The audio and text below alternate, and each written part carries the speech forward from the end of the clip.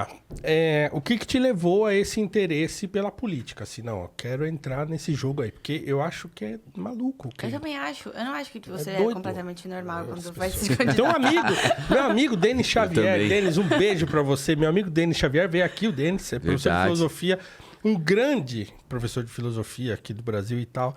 E ele decidiu que ele vai entrar. Eu falei, você tá completamente maluco. E ele falou assim, mas eu vou, porque se a gente não vai, fica só aquelas tranqueiras lá. Então Esse é um ótimo argumento. E é um argumento real. Não é? Eu acho. Se a gente não tá feliz com o que tá, a gente tem que se colocar à disposição. Mas eu acho que tem um pouquinho de loucura aí, porque é uma guerra muito difícil, assim, o dia a dia.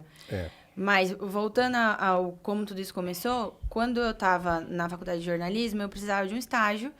E eu, na freguesia do Ó, consegui um estágio na subprefeitura de Pirituba. Pirituba, Taipas de Araguá, que é ali pertinho, 10 minutos de casa. Só que assim, gente, eu não fazia a menor ideia do que era uma subprefeitura. E eu acho que a maioria das pessoas não sabem. Hoje, a gente andando por aí, a gente vê que não sabem mesmo. É verdade.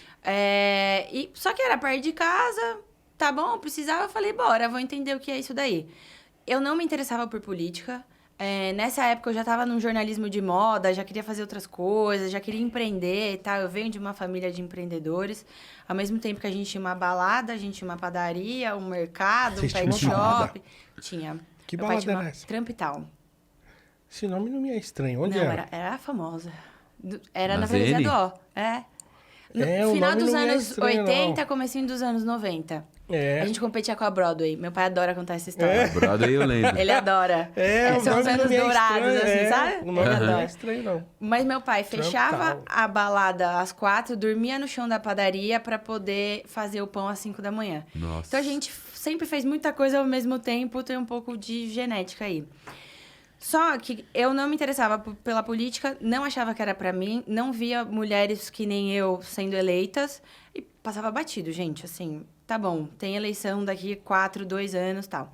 Só que quando eu entrei na subprefeitura, eu falei, meu Deus do céu, tem muita coisa pra fazer. E eu tava em uma subprefeitura da Norte. Só de pensar que tinham mais 31 subprefeituras, era um pouco enlouquecedor. E no começo, eu era assessora de imprensa no estágio, dentro do gabinete. Eu não fazia muita coisa para fora daquela bolha. Só que o meu chefe de gabinete, na época, tinha sido meu professor de educação física. Já conhecia um pouco o meu jeitinho. Eu lembro desse dia como se fosse ontem, gente. Ele bateu assim na porta, eu tava sozinha à tarde. Aí ele falou, Gabi, vem cá, você tem que sair daí dessa cadeira. Você tem que conhecer para quem é que você tá trabalhando de verdade. E na hora eu não entendi. Só que ele me colocou no carro.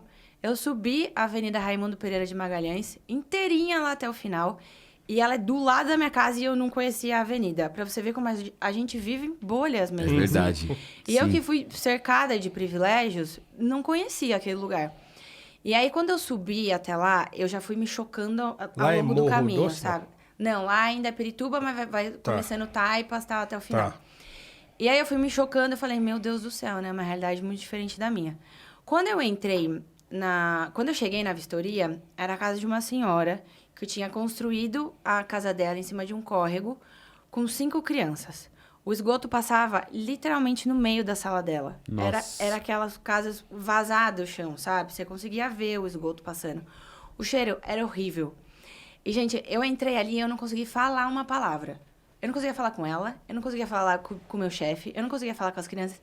Eu fiquei metade envergonhada, porque eu tava vivendo a minha vida como se aquela não fosse a realidade de milhões de pessoas, e essa é a realidade de milhões de pessoas. Sim.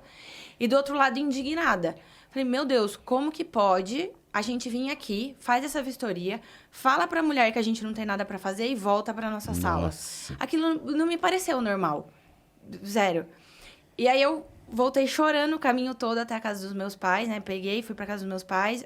E aí eu abri a porta da casa dos meus pais, tinha tudo. Tinha sofá, geladeira cheia, televisão, filha, o que você quer jantar? E aquilo acabou comigo, gente, aquele dia, assim. Eu despenquei de chorar e eles não entendiam nada do que estava acontecendo comigo. Meu Deus, o que aconteceu com você no seu primeiro mês de estágio? Aí eu falei, gente, visitei e tal, não sei o quê. E aí eu virei pra eles e falei assim, eu não quero nunca mais visitar esse lugar. Mas não porque eu nunca mais vou até lá, é porque eu quero trabalhar todos os dias para que as pessoas não precisem mais dessa situação. Para que o poder público não entre mais na casa dessa senhora e de outras pessoas, vire as costas e vá embora.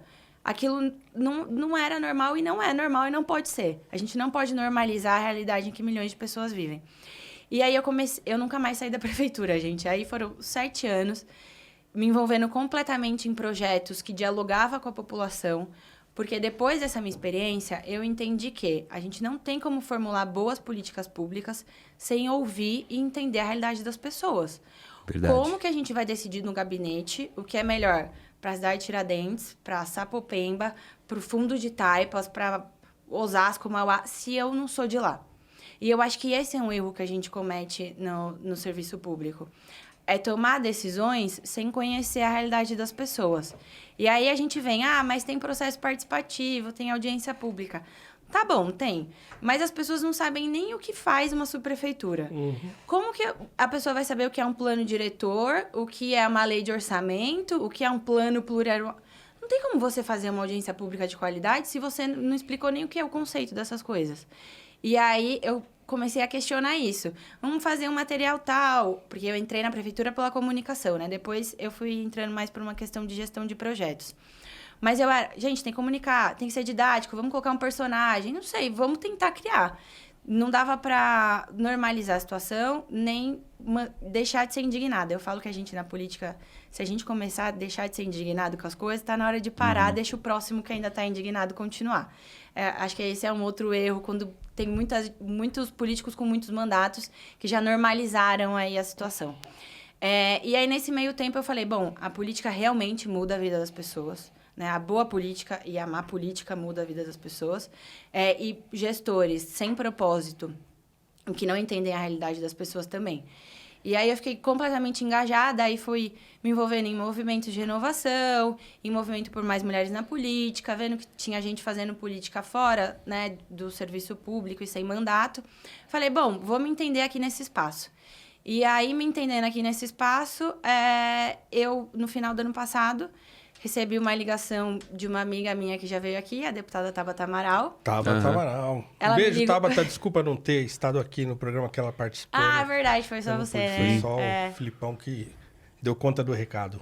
Não, e ela é aquela mulher que eu também estava esperando ser eleita, né? Votei na Tabata em 18, sem conhecer a Tabata. Ela me ligou, só que a gente criou uma amizade aí nesse meio tempo, nesse engajamento. Ela me ligou e falou, Gabi, tô indo, né, pro PSB, tô trocando de partido. O que você acha de agora a gente lançar você? Fiquei paralisada, assim. Falei, meu Deus, eu tava 8h30 da noite na prefeitura, pensando no plano diretor, e aí eu fiz assim, Jesus, será? Só que já tinha um bichinho, né? Tinha um negocinho ali em mim. Já tinha um negocinho. A gente já tinha falado disso em 2020, tal, veio um negócio e tal. Falei, Tabata, vamos tomar um café? E aí eu desliguei e liguei pros meus pais. Vocês vão ouvir muito falar dos meus pais, porque eu sou muito próxima. Não, isso é muito da hora. Aí liguei pros meus pais e falei, gente, a Tabata me ligou, não sei o que e tal. O que vocês acham? Ah, não, vai tomar o café. Eu fui decidida a falar não pra ela no café. Só que aí conversa vai, conversa vem. Eu falei, meu Deus do céu, eu vou falar assim. Ela com aquele jeitinho, Jesus. Ela foi, entrando na sua mente. Nossa Senhora. E eu já sabia do jeitinho, entendeu? Então eu tava pronta pro jeitinho, só que não. E aí aquilo foi passando, ai meu Deus, vou falar assim. Aí eu peguei e falei, Tabata, talvez. E aí, nesse talvez, eu entrei no carro já pensando no que eu ia fazer na pré-campanha e na campanha. É isso mesmo. Aí, cheguei nos meus pais, aí minha mãe falou, bom, ficou muito preocupada, né? Porque essa política tá muito violenta, você gosta de ir pra rua, sou uma campanha de rua, de pegar as pessoas, de ouvir e tal. Mas, filha, uma hora ia acontecer, né? Que aconteça agora. E meu pai já tava assim... Eu tenho um amigo fulano de tal, fulano não sei o quê, já vou te apresentar pra tal. Porque meu pai queria ser vereador, minha mãe deu uma puxada, assim, né? E aí ele muito influente. Agora ele vai realizar o sonho dele em ti. Porque se eu não envolvo ele numa conversa, nossa senhora. E aí, quando eu peguei e falei, bom, eu tenho apoio de uma pessoa que eu confio, né? Construção partidária é algo muito difícil, então eu saberia que eu ia poder contar com ela. E aí eu olhei e falei, caraca, meus pais me apoiam. E é muito difícil isso, gente. Assim, a juventude geralmente não tem o apoio dos pais para entrar na política. Por quê? Porque tá todo mundo desacreditado. Todo mundo acha que político é safado, não faz nada. Pra que eu vou querer meu filho lá? Então, quando eu olhei para isso e falei, bom, dá, né? Se tudo der errado, meus pais estão aqui, pelo menos. E aí eu fui, a gente montou aí uma trajetória que eu me orgulho muito. Eu falo que, claramente, né... A gente quer vencer a eleição, quer a cadeira e tal. Mas eu acho que o mais importante é chegar nesse dia 2 com orgulho da trajetória que eu e o meu time, a gente percorreu até aquele momento. A gente fez tudo que a gente podia, com as ferramentas que a gente tinha. E a gente teve muita coragem, mesmo sabendo que era um jogo muito difícil de jogar. Mas estamos aí jogando.